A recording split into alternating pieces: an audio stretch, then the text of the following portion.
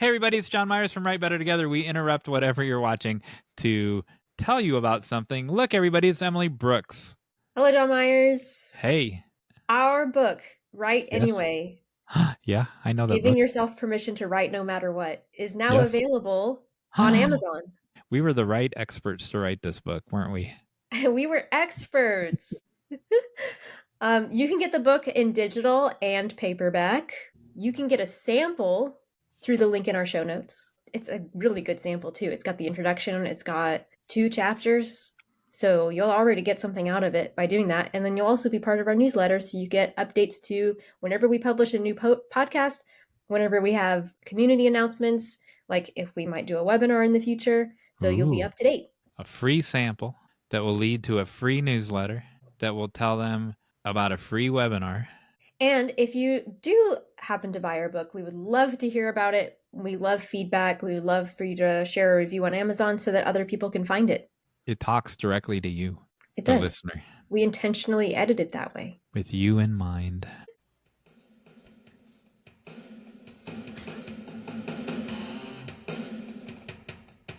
Welcome everybody to Write Better Together. I'm Jon Meyers. Hey, look everybody, it's Emily Brooks. Hello, Jon Meyers. Hi. What's going on? What are we here for? Why are we here? Why do we exist? Well, we have quite the list. Oh, yay. As usual, because we're going to be interviewing Ami McConnell. Ooh, I've heard of her. And we're going to be talking with her. So if you listened to our episode with Sarah Weigel, you heard about her because they created Writer Fest in Nashville. And so, and she has also co-written some things. And so we're going to talk with her about collaboration. Cool. We collaborate, you know. We are. It's a timely topic because Jon Meyers and I are writing a book. We should have had her on before we started the book. Yeah, that would have been a good idea. We're almost done now. Before we started the podcast. Yeah. That's a collaboration. Our whole lives are collaborations. That's true. Our whole lives are yeah, for sure. All right. What else are we doing? So we're going to have call to action responses. Amy's going to give you all a new call to action. We're going to have a Hey Jon Meyers segment where I teach Jon Meyers something. Hopefully. You're not going to make me cry, are you? No. Okay.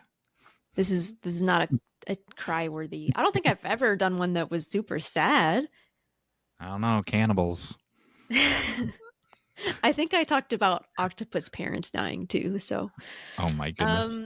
And then we're gonna have the final act where we play a silly game. I'm gonna win a game.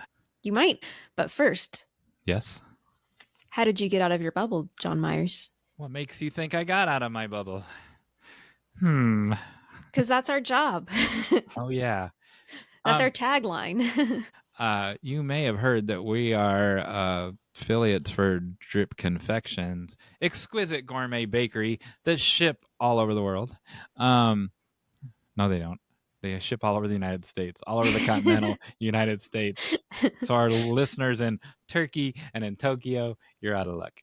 And yeah, I don't think you want confection sent to you that far. No, get your own. So we talked about my love for cheese foam, right? Yes.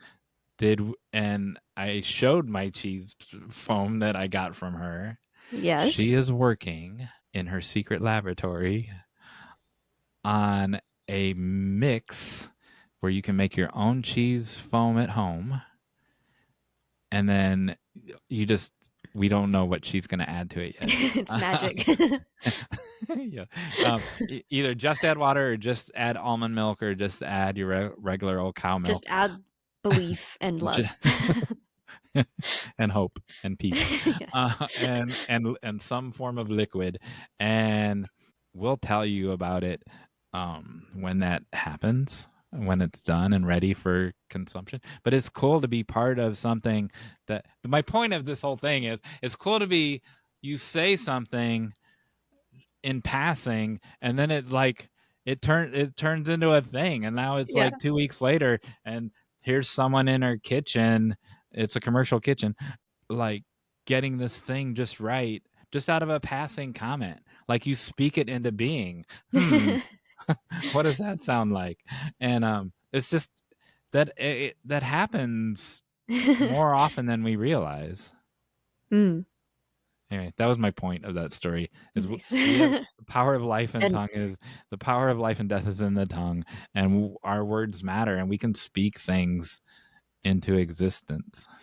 I do believe in that words have power, especially for your own thoughts. I've written about like the importance of words in mental health, and I can be bad at it myself because I will complain or speak negatively, and once you do that, then your mood is ruined, right? You have to think about the words that you're saying. Your current series that I read online that you might turn into a book, on nourishment. Seriously. We'll link to that series down there. Sure. And on nourishment, talks about that. We on our plan, I don't know if you noticed, but on our future schedule, I have a topic on one of our non-guest episodes of confidence versus self-esteem. And Yeah. they're two different things.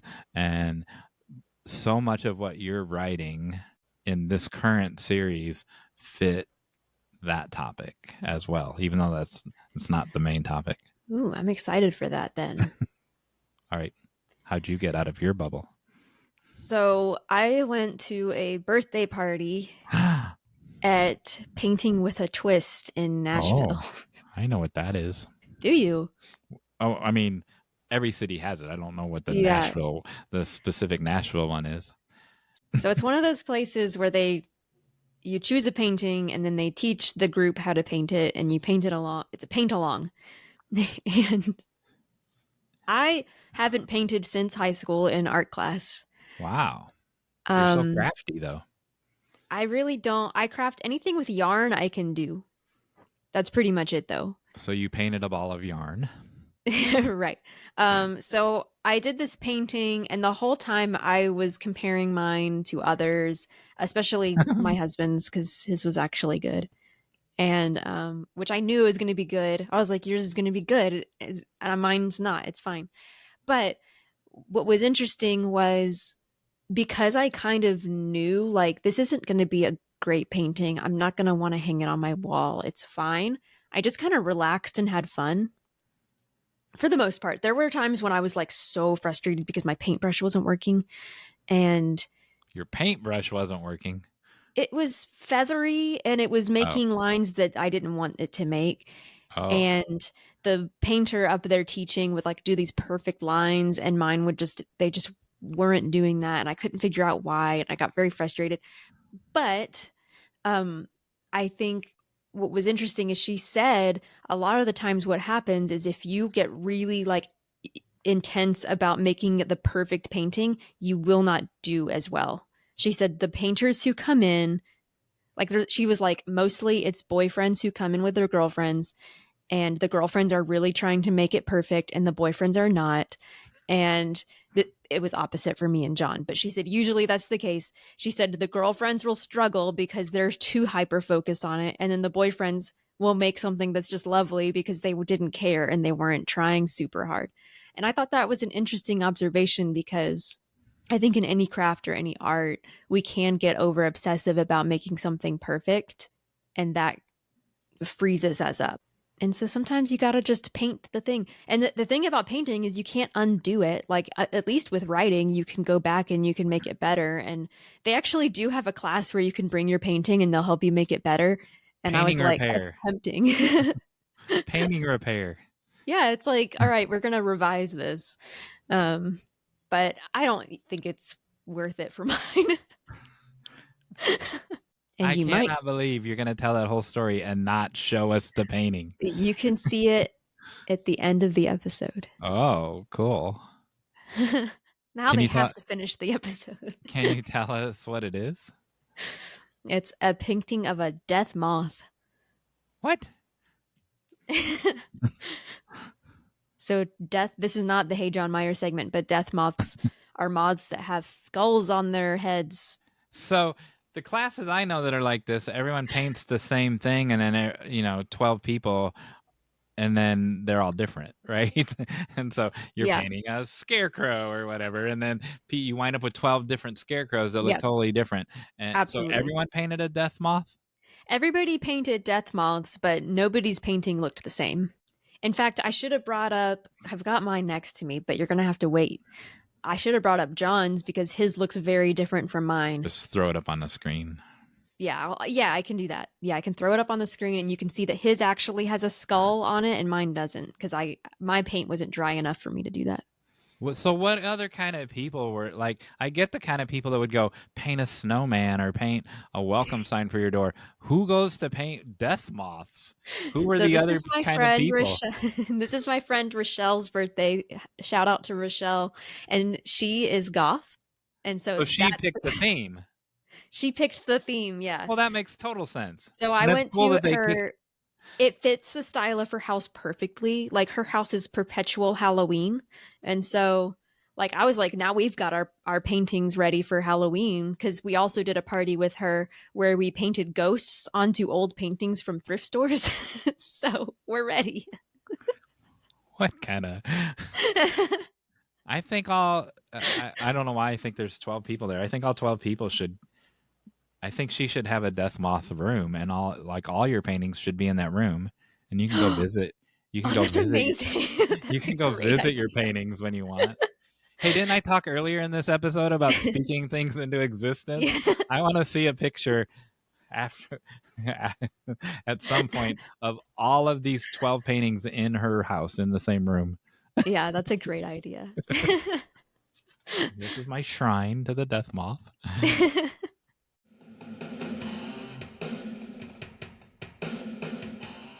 All right, so we have, I always say it's call to action responses, but sometimes we don't get call to action responses, but we do have listener interactions. And so today what we have is we've had a lot of interactions on YouTube.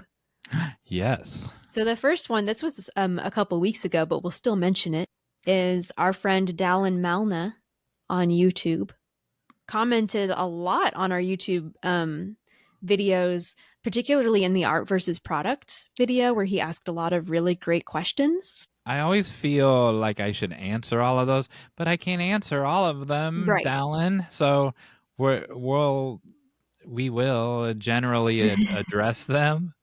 And I feel we can talk about this on a future episode, Emily. I feel like I'm letting down a viewer if I don't respond to everything. I think they understand that we're busy. But we bring him up because, one, you should go to his YouTube channel because he does some writing videos, he does storytelling, he does reviews, and then he also has a Pokemon podcast that he does with his friends where they play Pokemon. So you should go to his channel, Dallin Malna, and then also respond to him in our art versus product video if you want to have a conversation with him. Tell him we sent you. Yeah, we sent you. And we'll have links to his stuff in the show notes. And then we also had this great comment. This was from our episode on conflict with Brian Baker. And we had a comment from Thomas Maldonado. Is in Minnesota. And he said, I appreciate touching on conflict in this episode, a breath of fresh air topic that is a must-need to CW or creative writing circles. I teach creative nonfiction literacy narratives to both non-English speakers and multilingual learners, which requires an element or more of conflict in their narratives. Many struggle with this, so during workshop, I have their peers highlight, literally with a marker, the sentences or paragraphs where conflict is identifiable. If nothing is highlighted, they can see where they may need to add it. When we can identify conflict in the narrative, we use those passages of writing to show the others who are missing it what conflict looks like. It's definitely a skill-building process that needs metacognitive workshopping as well as mimesis. Is that the word? mimesis. You act like you're talking to an English professor or something. Oh, yeah, you're an English professor, too. Mimesis. I should have zoomed into that because I realized my eyes don't work as well as they used to, and so I was squinting at that. But I love that comment, and I love that technique because, and I actually responded to this and said a lot of times in creative writing classes, we note the things that aren't working. And what his suggestion was actually to note the things that were working, so that then in the class you can say, this is the thing that was really working, and here's how it was working, so that you can now continue to do that in your writing. Early on in a semester, I'll do that where, and we've already talked about it in a previous episode. I don't normally like to do things anonymously. But it's early in the semester, so maybe that's why I do it, or maybe I'll stop doing it. Maybe I won't have it anonymous anymore. And but I think you own it. You should own your work, own your everything. Anyway, so I will have students write 2 pages. I'll just say, tell me a story. And how long does that have to be? 20 minutes. And then it winds up being 2 pages, page and a half. And then I will have them trade to a total stranger because it's early in the semester. And then they will highlight the gender markers in the story. Then I will have the highlighter person trade it to a third person. Then that third person, they all get up in front of the class and they share with this paper, this document that they have in their hand. And then we have a discussion about whether or not the thing that got highlighted really what is a gender marker, like he and she and them. And those are all obviously gender markers. I'm trying to remember the weirdest example. We had a giant debate about whether or not a greeting card was a gender marker. So yeah, the point is that highlighting things, whatever you're trying to lesson that you're trying to single out or focus on, the highlighting is a great tool. There you go. Yeah, and having the students highlight them themselves rather than just you, because it's teaching them to identify those things, which is why workshopping is good. Yeah, and that's why that early in the semester they're trading, because I do team building at the beginning, and they're all working as a community. Like, they don't even need me. I just unlock the door. Do you mean to say that they're collaborating? Yes, they're collaborating. That reminds me. It's time for our interview about collaboration with Ami McConnell.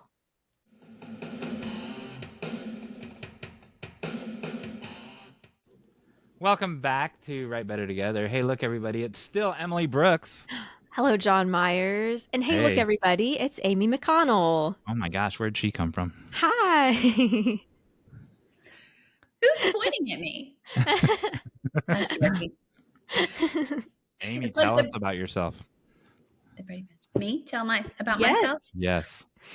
Yeah, so I'm Ami McConnell. I am a ride or die writer, book reader, lover, lifter, upper of all the writers. I'm the founder of Writer, which is a 2-day event in Nashville, Tennessee for writers of book, song, and film, where we bring in the professionals who support those industries, the literary agents, the editors, the publishers, the producers, the marketers, the filmmakers, all those people. We bring all those people in, and then release the hounds. We bring in all the writers, and they all mix and mingle, and we all learn and grow from each other. So that's my claim to, that's my Christmas of the year. So Writer Fest. I'm a publishing industry veteran, about 25-ish years, early 30 years in the book industry, mostly with HarperCollins, somewhat with Simon & Schuster. And in the last 10 years, I started my own company, and I am a collaborative writer. I work with artists of all stripes to create best-selling books, New York Times best-selling books, all the different ones, all the different lists. And I love to read. So normally on a guest, so we also have a bookshop, and so we would put a couple of your books in the bookshop, but you have so many that you touch or had something to do with. And then I would also pull one, if I had one, of yours off of the bookshelf, and we would hold it up. And but so I have the In-N-Out Burger one on Kindle. This is actually on the Target page because I love Target, so I just pulled it up while you were talking.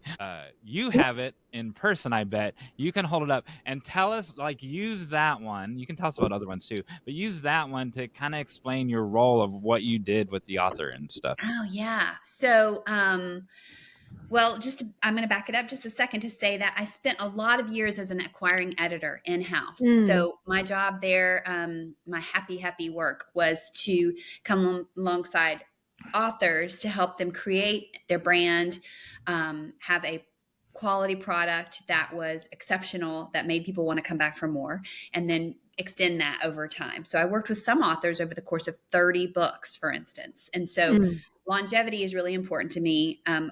Fabulous reader experience is really important to me. And I love working with those artists. I worked at we started a fiction division at Harper that grew over time. And so I got to sort of be a part of lots of novelists' careers, some big successes, but also some just lots of learning for me. And I got kind of a de facto MFA with respect to current company. So I learned a lot about how to build a story, how to build a narrative. And then when I went to work for Simon & Schuster, I did a lot of celebrity work where I would work with people who had a lot of profile, a lot of platform, but not a lot of time to sit in a chair and write a book. And so I worked with ghostwriters, and I learned how to figure out who's a good fit with what kind of personality, et cetera. And I love that. That was a real puzzle for me, figuring out who works well with how will they work well and how will they not work well, will they complement each other, et cetera. That was really fun for me. So then when I left Simon & Schuster, all my agent friends would call me and say, what about this book? Who should I fit with this person? Because they knew that was a proclivity of mine, and I was good at it, and I was interested in it. And I would say, well, not him, because don't do that. But if you bring this person in, then you'll need this editor. And I love that piece of it. And so at one point, it was after I'd left Simon & Schuster, it was probably 3 months in, I was negotiating to go back in-house to another house. And one of my editor friends said, would you just take a look at the content and see what you would do with it?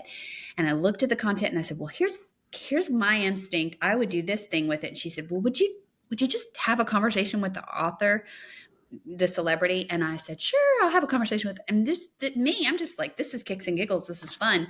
And then the author said, can I just hire you to do this? And I said, yeah, that'll be fun. So I tried it. And then now here I am 15 books in, having done that. So wow. All that to say, it was kind of an accidental thing. Most people who come at writing come at it from a perspective of I want to write my story. I want to tell my thing. I am pregnant with this idea. I want to birth it. And I've never had that instinct. I really have never had that instinct. I mean, I've had 5 children, but I've never had the instinct to birth a book from my own soul. I have always come alongside more as a midwife to say, what's your story?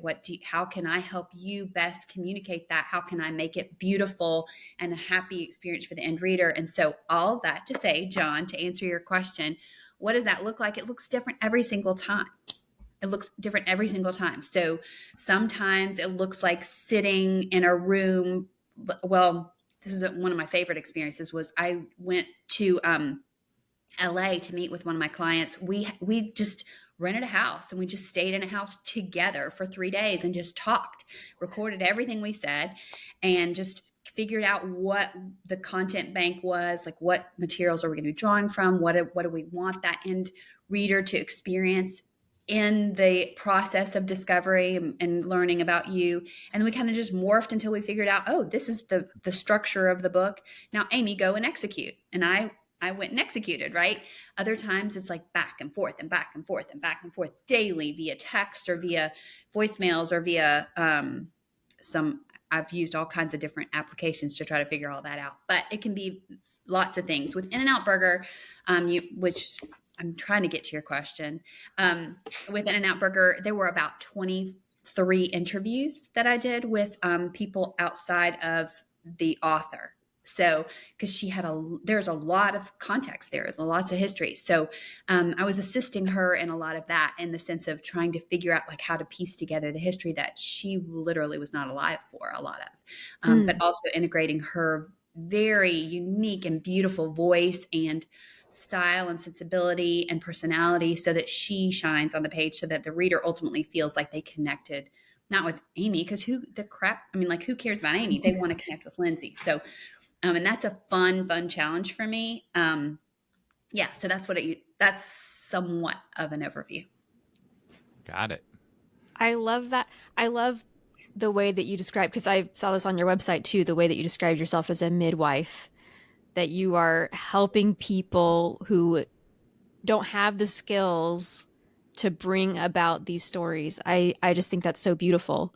Or just the time. I mean, Yeah. skills is, I appreciate that, and that's kind, and it's generous to say that I do, because the assumption then is that I have skills, and I do have skills, but so do a lot of other people. They just don't necessarily have the time or the inclination or the even the interest. Sometimes there's just 2 books in a person. They're like, all I want to do is have these 2 books out in the world, and then I'm done. I will go do my other things that I'm good at. And I'm like, you don't have time to get an MFA and figure out how to write a book. Let me help birth it, and then you'll have those children to raise, in essence. So and I've mentioned this briefly on the podcast, but I can't disclose all of it, but I'm working with another person to write a book right now.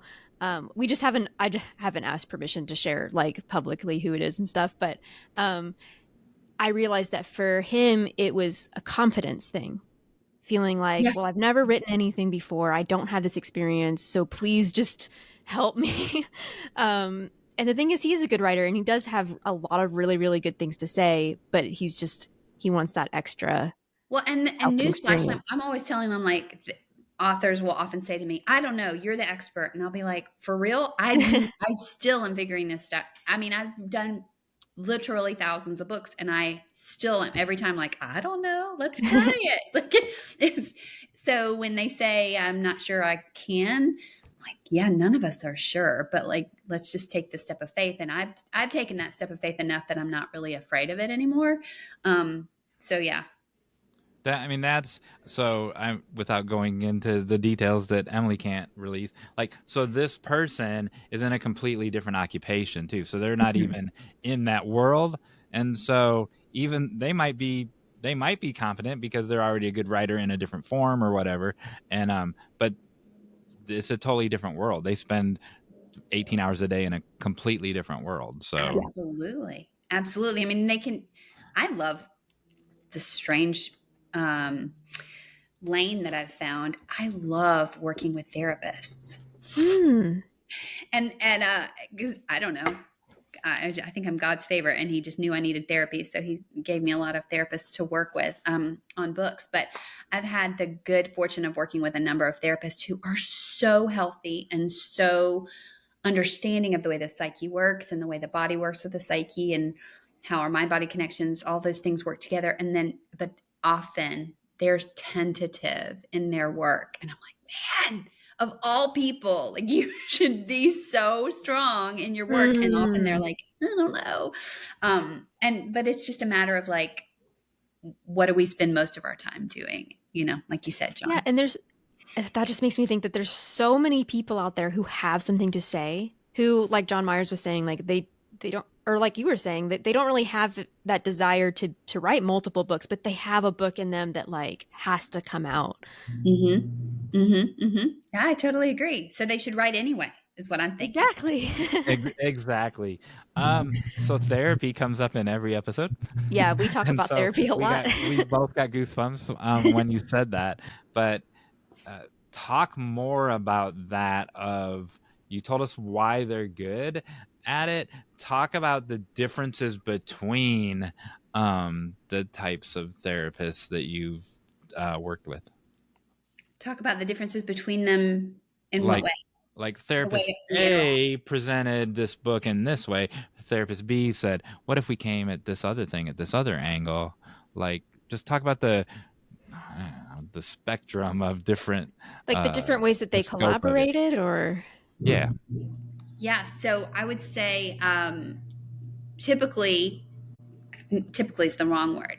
If I'm looking at the handful, there's probably this many therapists that I've worked with, usually they have something that is motivating them to want to see a change in either society or individuals. And so what I try to get at with them is, you have one shot with one person to make this transition from A to B, from the start of a book to the close of a book, which is, I don't know about you guys, but it takes me about 7 hours to read a book ish. So if you have 7 hours with somebody ish, what do you want them to go from this to what is this? What's before, what's after? Yeah. And identify those things. And then what is it going to take? What are you going to be able to do in 7 hours that you can't do in 5 minutes or I love that. 30 seconds? That's really good. So once they figure that out, I mean, that's figuring that out is a big deal. Yeah. You know, just knowing what that goal is a big deal. And then figuring out how to get there is awesome. Like once you figure out what that lane is, it's not just like, oh, now all I have to do is type 2,000 words a day. No, it's a whole mind body shift. Like you have to figure out, how do I manage that rhetoric in terms of rhetoric, in terms of subject matter, in terms of expertise, in terms of authority, in terms of trust, in terms of science versus anecdote versus, how do I avoid triggering people do I trigger people by giving personal anecdotes, or do I avoid triggering and stay on the scientific side? Like there's all these different things you have to navigate to get there. And that's so much fun for me.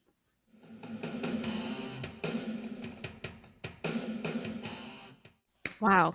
Cool. Those are just things that I never would have even thought of. And and I don't know if we're going out of order here with me asking this question, but I really am curious, how do you work with somebody and maintain, you mentioned earlier that with In-N-Out Burger, like wanting to keep her voice. How do you do that? Like work with somebody, and because I was even just editing my dad's book and realized that even in changing some of his grammar, I was changing his voice a little bit. And what's the balance there? You haven't done that on our book though. I don't feel like I have. No. So I still want to hear Amy's answer. I'm saying, so that's interesting. I didn't realize you were going through that with your dad's book. So, all right, Amy, sorry. It's beautiful. I think it's fabulous. So, it's kind of it's a two-sided coin. Remember I mentioned I don't have a baby to birth into the world. My voice is, I'm a great mimic. That's all I can say. Like, I think I sound distinctive for instance, on my podcast or when I write for myself. But I really love finding someone's voice, like knowing, oh, they have this little picadillo that they do, or this little grammatical switch that they do, or they like to lead with this, like a subjective clause, or I don't know, it's a weirdo kind of situation. I had an author, weirdo, like I'm weird. I had an author years ago, a novelist author who I was like, dang, your dialogue is just, it's so good. Tell me, how do I study? Like, what do I learn? How do I learn dialogues like from you? And he pointed me to Elmore Leonard. Like, y'all know Elmore Leonard. And he was like, read Elmore Leonard a ton. You can always tell who's who without tags, without attribution tags. And I was like, oh, wow, that's so cool. I want to be able to do that.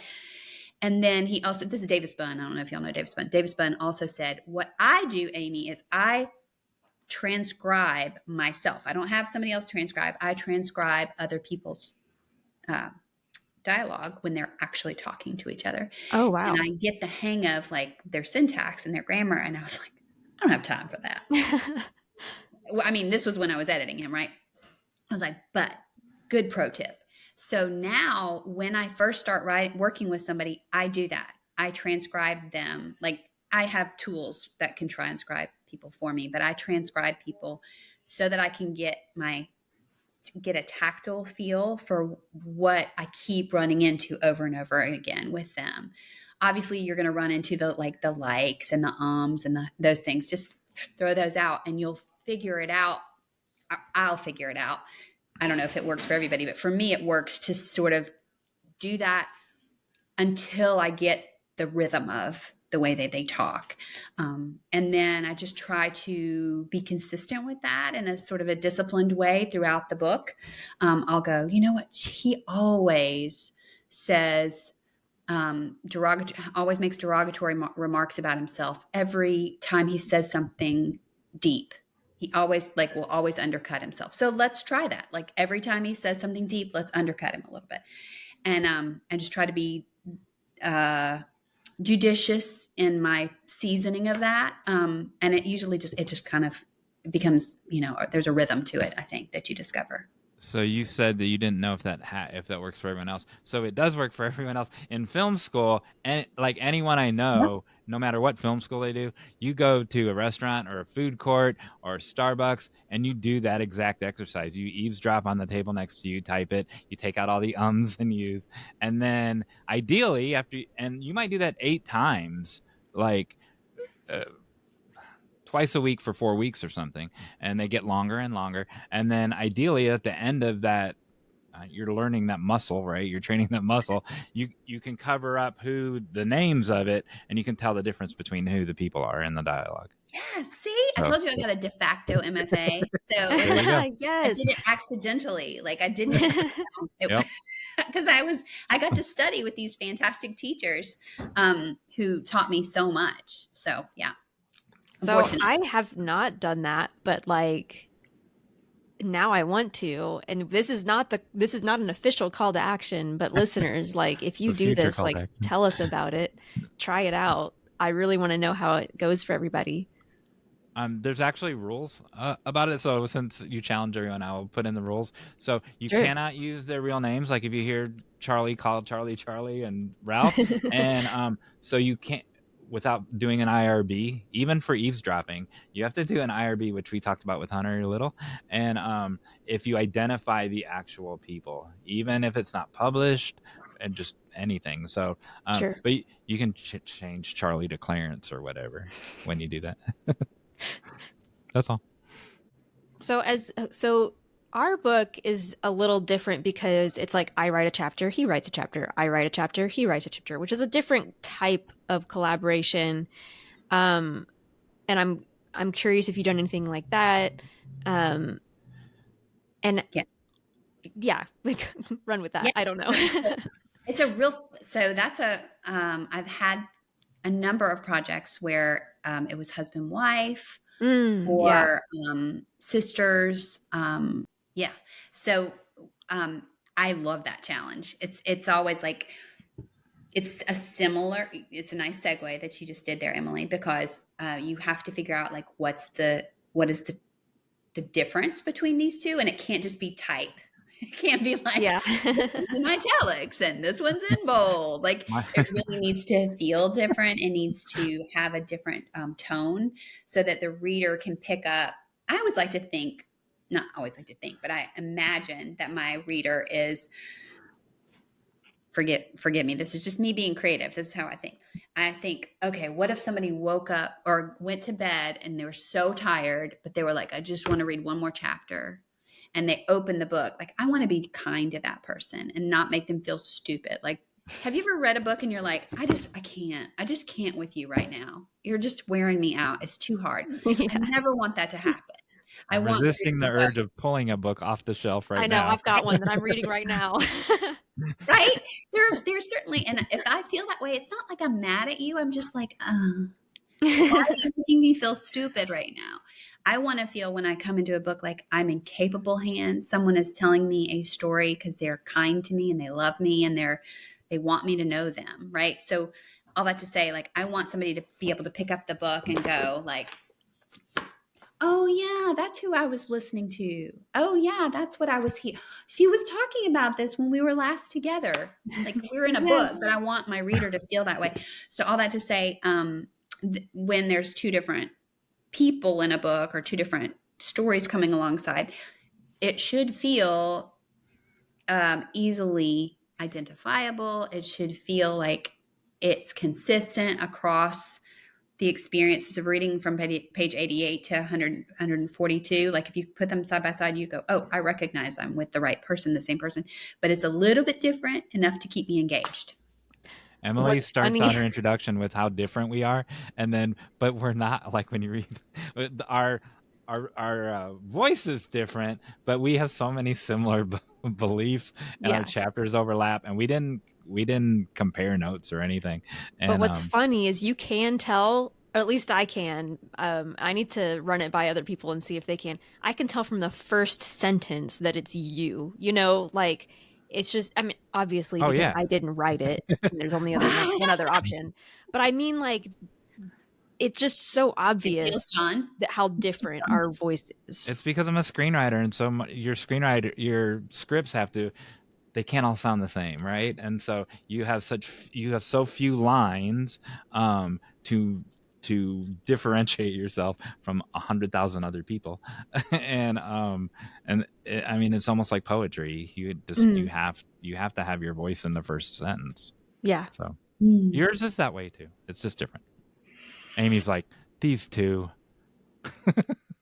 Well, I'm thinking actually, I just finished reading a book called What We Hide that was written by Colleen Coble and Rick Acker. And she's written like 30 books and he's written like 4. But they started writing together because he writes legal book. He's an attorney and she writes romantic suspense. And I think he kind of wanted a little bit more of that romance audience. I mean, it's a good audience, and she wanted a little bit more legal aspect in her books. And interesting. so when and I got to host, so we had a party for them when they came to town, a pre-launch party for them at my house, and I heard them speaking about the experience. And I'd already read the book, but he wrote the chapters from the man's perspective just because it was more, it was easier for him to write from a man's perspective. And she wrote the chapters from the heroine's perspective. And obviously it's a romance. And I could not tell the difference between the two of them. And I've read many of her books before. And he revealed it was really arbitrary how they assigned it, just really based on gender. But I think it was because she already had such a good, brand already in place, and then he just came along and complemented it with the thing that he does so intuitively, which is he had a lawyer lead. So anyway, it was interesting. That's the kind of collaboration where I'm like, I don't know how you can do that where it feels this like it was by the same author almost. Like I'm reading one right now, How to Lose the Time War, and it's a back and forth one, but like, and you can tell some differences, but they're just so similar that I couldn't tell you which one was Amal Tar or which one was Max Gladstone. Like I don't know. Mm-hmm. It's crazy. Mm-hmm. I just can't imagine because how do I say it? Like it just seems like it'd be so difficult to make your voice blend in so well with somebody else. Well, if you did a bad job of it, if they did a bad job of it, then you would know, and that you could tell. Yeah. So it probably wouldn't be published, is what I'm getting at. My husband and I both read a book that was a novel written by 3 authors. Fleet, are you there? Can you hear me? He's in the next one. I know Ariel Lawhon was one of them. So let me look and see. Do y'all know Ariel Lawhon? She's fantastic. I do not. Ariel Lawhon. You need to know Ariel Lawhon. You need to read The Frozen River, which is her book. And it's been an amazing New York Times bestseller. It's been on the list for quite a while now. The book that she wrote with 2 other women was called When We Had Wings. It's about women who are in World War II when Pearl Harbor happens, and it's the aftermath of that. And she wrote it with 2 other women who write in historical vein, Christiana McMorris and Susan Meissner. And I bring it up because they each had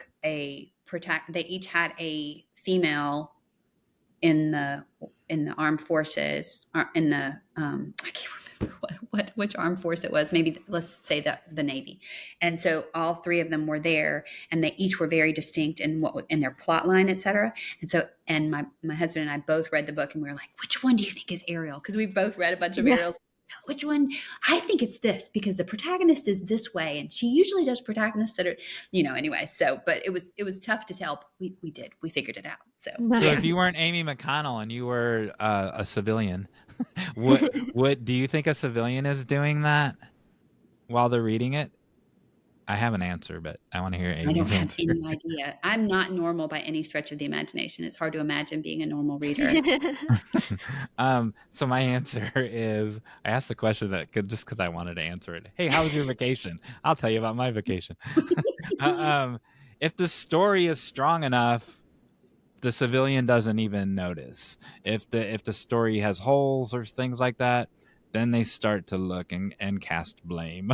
And so that leads to my next question. How much, when there's a collaboration like that, how much of it is what you put into the bucket and how much of it is what you take out of the bucket? Because a lot of it is, this needs to come out, this needs to come out. Ooh. Well, I would say that's 44%. Thank you. I knew it. That's what I wanted. Quantitative I was like, whoa, numbers. okay, she's actually like this. Sometimes I end up like with it. So, trade secret, word count matters in a trade book because you have an agreement to publish and you have to have a certain word count before you can meet your requirements and get paid. So there, I have a word count typically for a project, and I often will end up with so much extra word count in my discard bucket, right? And I'm like, there's some good stuff in there, but this one is still just the way I want it. And it's this much under word count, right? So which part do we need to embellish? And so, I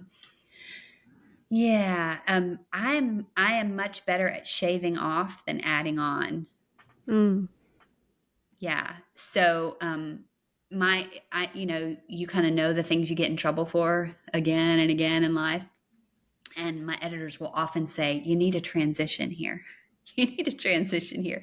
Because I always I'm like, I don't want to insult the reader's intelligence. She knows how to get from here to here. And the editor's like, no, Amy, you've shaved off too much. Like, go in and create a transition between this and this.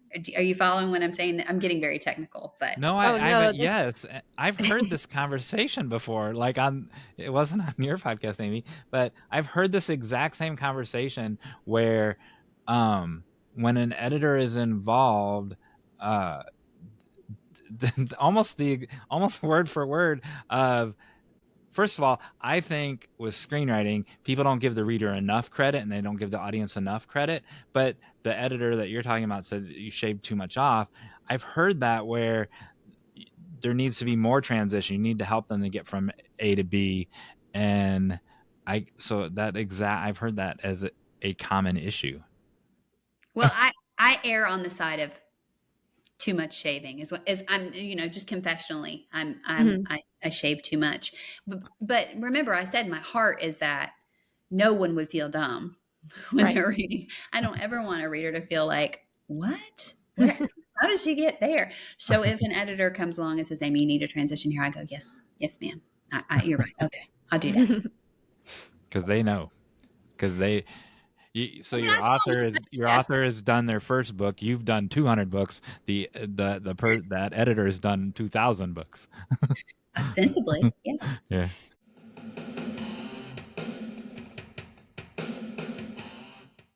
Have you ever faced any challenges with, and without naming any names, but with personalities or with pushback or people not liking the way, like the direction or anything like that you've had to deal with? Oh gosh. I mean, absolutely. Yeah. I mean, for sure. Yes, 100%. Yes. You're asking for a specific example or not without naming You don't names? have to be specific about it, but I'm just curious how you overcome those challenges. Yeah. Okay. Well, I would say, I try to see any challenge as an opportunity to learn, right? So I'm not saying I always succeed in that. Sometimes I get my back up and I get real defensive and ego-y, and that's usually a sign that I really need to take a closer look and figure out why I'm feeling that way. But I try to just like, when I get to that place where I'm like, but we did it right and you just don't understand, you're ignorant, or when I feel that way, I try to just go, it's not about me, it's really about the end reader. And what do I want for the end reader?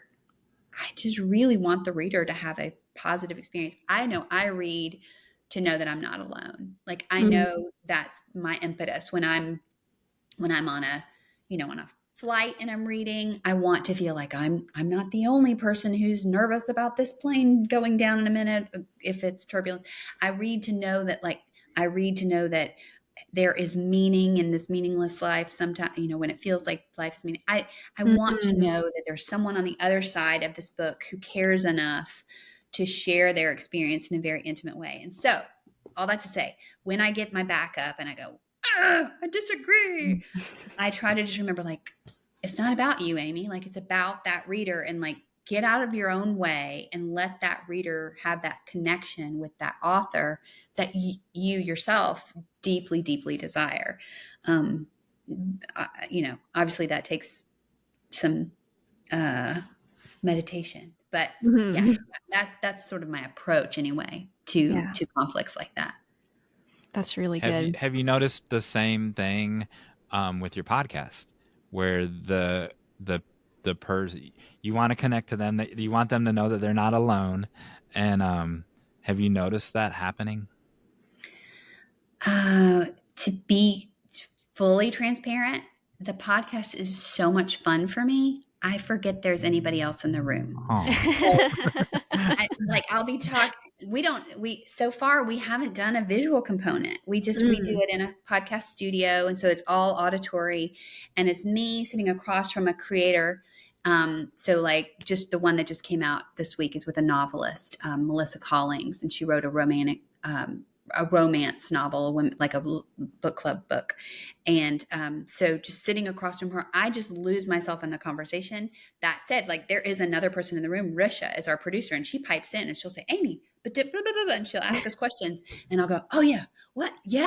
And I lean into her, and I completely forget that there's a listen, not completely forget, but it's very much about sharing in that room, if you will. So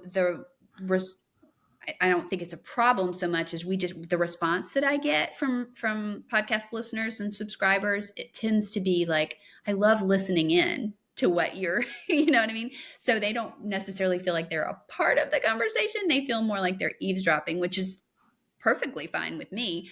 I'm just there for my own. It's scratching an itch for me because I love creators. So talking with literary agents and publishers and songwriters and novelists and nonfiction writers and children's book writers, and those, I'm like, oh, look on my calendar, I have a podcast interview today, because I'm just so excited. And when they come out, I listen, because I'm like, oh, I want to hear again what that person said. So yeah, I think that's an answer to your question, Jon Meyers. I wonder if that's because now it's turning into the podcasting podcast. I wonder if that's because, so yours is like, I don't know, club random or something. Yours is two chairs sitting in there, two people having a conversation, where ours are the screen. Although we have done one where we were in the same room. We were in front of a theater full of people with Bob Sines, screenwriter Bob Sines. And so someone watching it on a screen is seeing other people on a screen, because we get things where like, oh my gosh, this changed our life. But we've had two to where like, oh, this really impacted me in a really heavy way. But I wonder if that's because they are eavesdropping on this conversation, and but they're also looking at screens as opposed to two people sitting in chairs. I wonder. I don't know. I used to love. Do you guys, John, maybe not Emily, but do you remember the Artist Studio? Yeah. The guy with the beard. He died. I always was intrigued. Emily is 2 months older than I am, so she remembers this as well. Oh yeah, I remember that. But more than, I mean, I love that show, but it was almost comical how it sounds he was such a caricature. But I grew up on NPR. So that auditory experience of listening to to programs that were created with a listener experience in mind. I don't know. There's something about it that really appeals to me. I think because I listen to a lot of non-visual podcasts, and I have what do they call it? Parasocial relationship, where you feel like you know that person and they're your friend, even though, although we are going to have one of them on our podcast, and I'm very excited. They will be my friend, but no, I think that's it. I think it's completely like you can feel connected, and then one of the first advice that we had on this podcast from outsiders was don't be boring. And I think that what you described is you're not bored. You're having a great time. And so I think your listeners aren't bored. Like, I think in order to not be boring, you have to be excited too, and you have to be into it. And I love that. That's good. That's good. Yeah. Well, like I said, if it's podcast day, I'm like, yeah, let's go. I love to write, but I think the reason I love to write is because I love to connect with readers. Mm-hmm. I like to connect. I mean, that's my modus, like that's my drive, is to connect. And so connecting via writing is aspirational. Like, it's hopeful connection. It's like, I hope we'll connect. But when I'm doing the podcast, I'm actually connecting with someone who is actually also connecting with other people. And then we are actually connecting with other people by way of the podcast. So it's like a multiplier effect where my energy level just goes, and my battery is just charged totally. And then I can go away and write like this because I'm just, charged. So that's why Writer Fest. So the unique thing, from what I understand about Writer Fest, is the whole thing is around collaboration. That's right. Why it's successful, because that's your wheelhouse, is putting collaborators and putting diverse types of people and that are all creatives together, like connecting this person with this person and this person, and that's your vision for it. And no wonder you're good at it, because that's what you do. Well, it definitely energizes me, and I don't know that it's even really a skill so much. It is just a biological, like, wiring. When I talk to someone who is also a creative, this does not really usually apply to, say, nurses or insurance people. I like talking to everybody, but when I'm talking to someone who is a creative and they love to create, I'll be like, ooh, I know who you should talk to. It's just like it's not like I'm like social climbing or anything. I'm just like, you should talk to this 6th grader over here who also loves deer, and she would love to draw, and like, I just always am trying to figure out who would be a good connect. Oh, I love that. It's like it brings me joy. I would probably be like a matchmaker in another life. Yes. Where I'm like a midwife and a matchmaker. I love it. So I was at a party last night, and I was like, I kind of cornered this girl. I was like, what do you do? Oh, how can we get you? I have an idea about how we can get you and your guitar in front of some people. Oh, that's great. It's a wiring thing. So it brings me a lot of joy. But yeah, so that's what Writer Fest is. I mean, if you come to Writer Fest, which I hope you will walk away going, I don't know why, but now I have 5 new best friends, and I'm an introvert. Like, it's just an amazing connecting place, and you kind of leave on fire to do the thing that you already wanted to do in the first place. I have an article coming out in WriterCon magazine in September. Emily does too, as well. And conferences are great for introverts. That's not the major point of my article, but it's a thread that runs through the article, because introverts are the best listeners, and you're not ever up speaking in front of 100 people. If you're an attendee, you're standing in the hallway listening to 5 other people. And then that's a valuable role. Like, the extrovert needs you, and then they'll help draw you in. They will, introverts can bond together. A conference full of just extroverts would be a nightmare. I've actually been to those conferences. That'd be a real estate conference. And no offense to our real estate listeners, but so yeah, 100%. And we'll have links to all of the WriterFest info in the show notes. And then also, listeners, if you go back and listen to our episode with Sarah Weigel, she gave you all a discount. So, Oh, That's my girl. I remember that. She's my partner in WriterFest. She is fantastic. We're very, you've spent some time with her, so you know we're very different. We're very complimentary, but yeah, I'm so grateful that we get to work together because it makes for a pretty fantastic conference. Yeah, she was great. So all of our listeners need to go back and listen to that episode. The big difference was she was on vacation and you're at work. She was at the beach. Yeah. I'm going to Montana next week. So before I wouldn't have honestly scheduled this in Montana. Yeah. Oh wow. Sarah would have. Phoning into a podcast on vacation. Sarah can still swing that.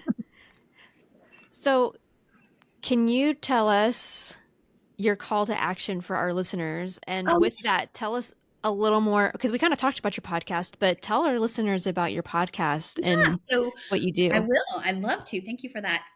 Well done. Nice say. So I have a podcast called WriterFest Podcast with Ami McConnell, and it is an outgrowth of WriterFest, which started in 2018. So WriterFest started in 2018. We've been doing it now since then, every year. This year it'll be at Belmont University, which is here in Nashville. And we're at the College of Entertainment and Music Business, which houses film, song, and book, which is what we do. We gather those people. The podcast is for people who write or people who read.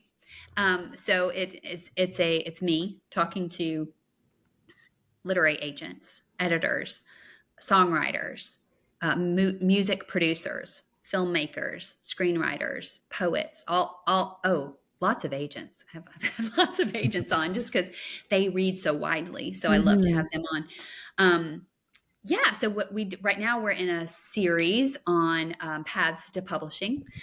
So different ways to get published and ways that you can have your IP turn into a finished product and turn into various products. We just finished up one. It was really fun with writing for young people. So it was about all the different ways to write for younger humans. This was on the spectrum of time. Yes. Not the shortness. So that's the WriterFest podcast, and WriterFest is writerfestnashville.com. Love for you to come. It's November 22nd and 23rd. We also have a kickoff event if you're a non-writer but you love books. We have a kickoff event on Broadway, which is Nashville's like the creme de la creme, downtown on the riverfront at Acme Feed and Seed on the 21st of November. It's called A Dolly Good Time. It's a benefit for Dolly Parton's Imagination Library, which gives books to kids. So we're raising money for that fantastic cause with a bunch of writers coming out to an silent auction. So it'll be beverages and foods and all the good things. So you can get your ticket also through WriterFest on that. And then you said call to action. How about this? How about slide up on my WriterFest on my WriterFest Insta, which would be WriterFest Nash, and or Ami McConnell Writes, either one, and mention this podcast and tell mention a book, and I'll send you one from my personal catalog. So just look on my website. There's lots of books there. We've got like In-N-Out Burger. We've got Loretta Lynn. We've got Faithful Daughter. We've got Candace Cameron Bure. We've got all kinds of books that I've co-written. So check me out on amimcconnell.com, see which book you want, and then slide up on our DM and we'll send you a free book. Do you want to limit that? Three. Do you want to limit that to the United States? Because we have listeners in the UK and in Turkey. Yeah, we better stay in the US. I tried to ship something to Australia the other day just for kicks and giggles because I had a person who hit us up and I was like, ooh, maybe I'll send you a code. You can order. Yeah. It was New Zealand. That's where it was. The ebook. Yeah. All right, so the continental United States. Yes, continental United States, please. Sorry to half our listener base. We'd be happy to send three. We'll pick three from people who mention your podcast. Fantastic. Cool. Thank you so much, Ami. Listen, it's been so much fun, Emily and John. It has. So fantastic. I think we write better together, don't you? I do. I think so. She got the book title in and the podcast title. Wow. You're It's like she's a professional at this or something. Thank you. Thanks, you guys. Appreciate Thank you. you.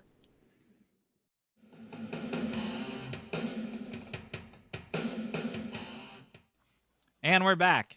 That was amazing. It was. When she said the thing about the thing, It was so wow. good. It was good though, seriously. For sure. Hey, Jon Meyers. Yes. What? Oh, I forgot to think of a question for this. I was just going to start telling you the thing. What? Okay, here's a question. Yes. What could knitting have to do with war? With war? I thought you were going to say language. With language. War language? What kind of language is used in war? Morse code. Ding, ding, ding. Oh my goodness. Knitting and Morse code. I cannot wait to learn about this one. So, first of all, have you ever read A Tale of Two Cities? Yes, 100 years ago. Do you happen to remember a woman using knitting as code? No, but I mean, I believe you that it's in there, but no. There is a woman, I think her name is like Defarge. I don't know how to pronounce that. But it shows her, she's using knitting to signify the names of nobles that are going to be executed in the story. Well, turns out knitting has been used as code throughout various wars, including World War I, World War II. There's even some examples in the Revolutionary War. And this is twofold. So one is women knitting just seemed like a very non-threatening thing. And so some people would sit on their porches and knit to just seem like, oh, I'm not paying attention to anything. I'm not listening to anything. But really what they're doing is watching. Sometimes it would be like what vehicles are passing through, like what trains are passing through. And so they're actually sending signals. Other times they're actually using the knitting as code. So if you're knitting, there's two stitches you can do. You can do a knit or a purl, and they would just do things in different varieties to make a code. So sometimes it was Morse code. There were a few other codes that they mentioned. And it got to the point where like they were catching on, especially during one of the world wars where Germans were actually like really suspicious of anybody knitting. And at some point they were like, are all sweaters code? Like they didn't know. But I'll tell just one specific story. A woman named Phyllis Doyle. This was in 1944, and she was a spy, and she pretended to be a French girl selling soap to German soldiers so that she could track the soldiers' positions. And then later on, she was actually using knitting in silk to create codes. And if there's an instance where somebody was like, they were checking people, trying to see if they had anything, and she just had like this knitting in her hair and just showed the people like it's just a piece of silk, and they were like, oh fine, she's innocent. And really she was a spy, just like Carrie Drobin's parents. Yeah, exactly. Everybody needs to go listen to our interview with Carrie Drobin. The other thing, I couldn't find evidence of this, but the reason why I learned about this was because of a podcast called There's No Such Thing as a Fish, and they said that people would be caught for being spies if they knitted a certain way. So when you learn how to knit, there's two ways. If you ever see, I should have brought, I'm going to grab some knitting needles. So when you're learning knitting, there's different ways you can do it. So if you're doing the English style, then you just simply wrap the You do voices. You simply wrap the yarn around the needle like so. But if you were doing, we have British viewers, you know, they can critique your accent. If you are doing a continental or US based, I want to hear your continental accent.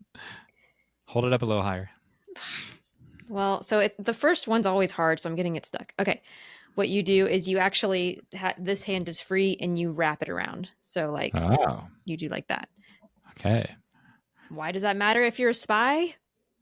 Are you in trouble? Are you Because sending people signals? No. Because it can tell you where you're from if you learned the English style or the continental style. So how you wrap your needle actually can tell people where you are from. Okay. That's I learned something. Knitting is a language again. So when Mo and Kayla had their sweaters on, they may have been sending a plea for help to someone. We need to scrutinize that picture again. We need to ask them what clan their pattern is. Okay. Mo, Kayla, you watch the show. What clan is your pattern? Yeah. What happens next on this show, Emily? Well, if you want more knitting advice, knitting lessons, thank you, then it's time to ring the bell. So we, as always, what am I trying to say? We love your participation, and so we would love to hear from you. We'd love to hear your call to action responses. And also, we just appreciate any time you share this podcast with friends or on social media. You can also, because I just learned this week, so you have a community tab on YouTube, and you can like use it kind of like Facebook and collect videos there and share them via hashtags to your community. So cool. Like I've just started one for us. It has one video with Misty in it right so far, but they can be from all over the YouTube universe, and you can put them in there. And cool. Like if you wanted to share about spies with all your friends, you'd take this episode with us talking about spies and someone else's episode talking about spies, and you can put them all in the same little community. Very cool. Who knew? I like it. All right. That means it's time for the final act. Yay. And I'm going to try not to make this too complicated because this is kind of a complicated game. It's fine. We're going to try it out. Next week is so easy.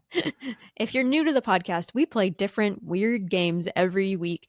And sometimes they're great and sometimes they're okay.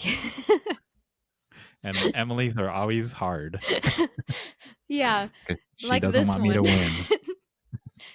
This is called Yes. Get the Movie Wrong game. Oh, great. Your prize is... Oh, great. Oh. Is that yours? Mediocre painting. That's great. That's not mediocre. Is that yours? Well, it looks okay until if you don't look at the picture that it's supposed to be. Oh. It looks more like a bee than a moth. All right. I don't know the difference between a moth and a butterfly, but it does not look like a bee. Cool. I want to win it. But I can't win this because it's going into your friend's moth room. Death moth room. Funny story. I don't have time for this story. I need to know the story anyway. Funny story. My husband and I, when we were not even dating yet, found a painting of a mountain man in Goodwill, and just funnily, we ironically bought it. And then we showed it to my family, and my sister said that she had almost bought it. And so for a couple of years, we took turns hiding it in each other's houses. That's hilarious. So anyway, that's just a random story. All right. So the game is... Yes. I'm going to give you a category. I'm going to ask you a question, and you're going to see how many times you can get the question wrong. Okay. So when I give you the category, you're first going to predict how many you can get wrong. Okay. And then your score is going to be the number that you guessed minus the number that you predicted you would guess minus the number that you actually guessed. Okay. Okay. I'm pretending like I understood all those rules. I'm going to have a test round, but the rules are your guesses have to be real guesses, they have to be real things. You can't just make things up, and they have to be relevant to the question, but they can't be the right answer. Okay. Okay, so test rounds. The category is Winnie the Pooh, Okay. because I know you're a fan, Yes. and as am I. I didn't know I was going to have to pass a Winnie the Pooh test, though. And then how many? I I'm have not test going to use the anxiety. timer for the test round. How many do you I have think you can test get right? anxiety. Yeah, I have test Oh, anxiety. it's a game, not a test. Okay. This is just the sample one. So I need to tell you how many guesses. Yeah. How many do you think you can get wrong? I could get wrong all day. Well, it's the timer. Imagine that we're going to set a timer for 1 minute. Okay. And so I can 10 seconds per guess. Okay. The question is, who are the characters in Winnie the Pooh? Oh, every character. But you Are have you setting to a get timer? Well, this is only the sample one, so no. But I'm getting my timer ready. Christopher Robin, Winnie the Pooh. No. You have to get them wrong. Oh. Then I got, so then the answer is 0. Then 6 minus 0 is 6. So here's how it would, I gave that sample because here's how it would work. What you could do, because you're like, okay, I can't say Christopher Robin. I can't say Winnie the Pooh. I get it. It wasn't What thinking. I can say are other cartoon characters that are animals. That live in the woods. Christopher Robin is not an animal. Right. But you could say other cartoon children. Yogi Bear, Boo Boo, Donald Duck. Exactly. Okay. You want me to say 6 of them? So you understand? Yes. Okay. Are you ready for the real one? Yes. The category is Wes Anderson movies. How many do you think you can get wrong? In a minute? In a minute. 6. Okay. That's a good number. The question is... Oh, I thought I had to come up with 6 fake Wes Anderson titles. Well, that was the category. The question is, name... And if you need clarification on the things you can answer for this, I will let you know. Name a Wes Anderson movie featuring Jeff Goldblum. And I have to get it wrong. You have to get it wrong. Do you need clarification? And it has to be a Wes Anderson film. I can't say... It could be a Jeff Goldblum movie that's not a Wes Anderson movie, or a Wes Anderson movie. The Fly. Okay.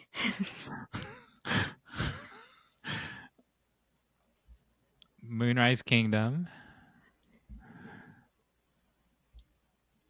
Jurassic Park.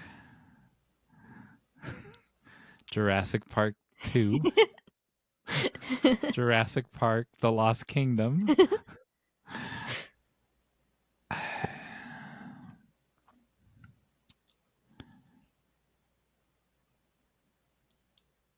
15 The seconds. Bad News Bears. Yay! You can get extra points if you guess more. 5 seconds. Lunatics. Yay! You So what do I win win? the painting of the the death moth. To the listeners at home, Emily, don't listen. Those last 2 weren't even Jeff Goldblum movies. I just made up things. I looked at my bookshelf and I saw Lunatics by Dave Barry. Well, I had planned on Alan Zweibel. I planned on Googling them as you went to make sure, because he's in like 100 movies. But then I just decided to believe you.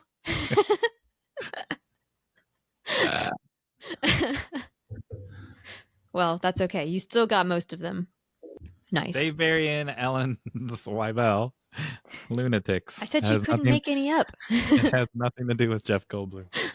That's so funny. Oh, I forgot he was in Cats and Dogs. Man. Oh, I forgot that too. That was a good one. Was it? Yeah. Cool. Well, friends. Can we take calls now? Yeah. They should have had a phone a friend and they could have called in. We couldn't have done it without you. Jeff Goldblum.